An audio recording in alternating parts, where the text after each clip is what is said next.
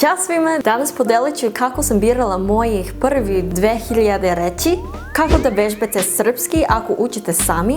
Nije idealno, ali moguće je. I konačno moj mali način da zapamtim imena za predmete u vašoj okolini. Ajmo!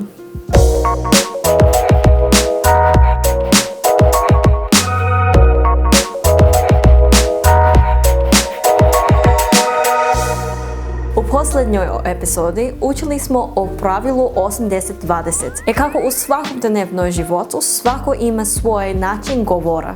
I ako možemo da izvučimo naše najčešće reči i učimo ih na srpskom, i mogli bismo tečnije da pričamo. Ali kako da imamo konversacije bez znanja reči? Naravno postoji opciju gdje učite novi reči konversacijom, ali nisam imala strpljenja za to. Šta sam uradila umjesto je sam kupila knjigu, evo ga, 2000 najčešći korišćeni reči i uvila.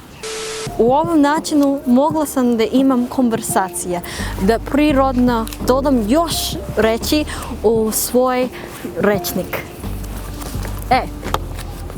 Evo ti. Ali čekajte, kako da učimo jezik ako nemamo ni sa kim da pričamo? Nije idealno, ali sve je moguće sa Liz. Evo načina. Prvo, birajte temu. Neka tema o kojoj često pričate. Ja čak koristim baš iTalk i da tražim teme. Onda snimajte sebe kako pričate o ovoj temi 30 minuta. Ja pričam angliski, ruski i njemački. Treće, gledajte svoj snimak i zapišite reči ili konstrukcije koje niste znali ili niste mogli da formirate. Dodajte ih u Anki i onda ih polako učite. Pričat ćemo o Ankiju u sljedećem delu. Ako vam je teško da nađete teme, možete da ponavljate ono što čitate u knjizi, gledate u video ili da pričate priče iz svog života.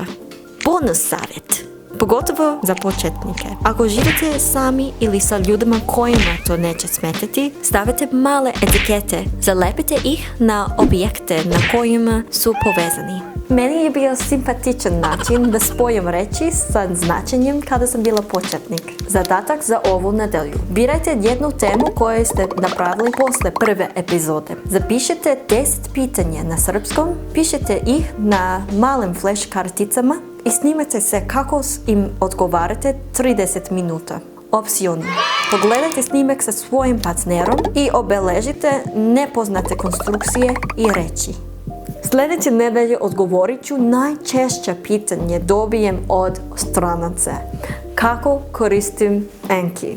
Pokazat ću vam kako dodajem izraze, imenice, glagole, prideve i tako je najbrži način da dodam audio, slike i beleške jednim udarcem. Mislim da će biti najpraktičnija epizoda mog serijala.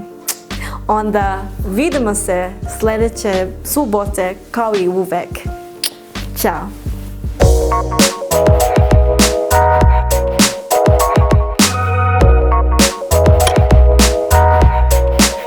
Ja sam kupila knjigu.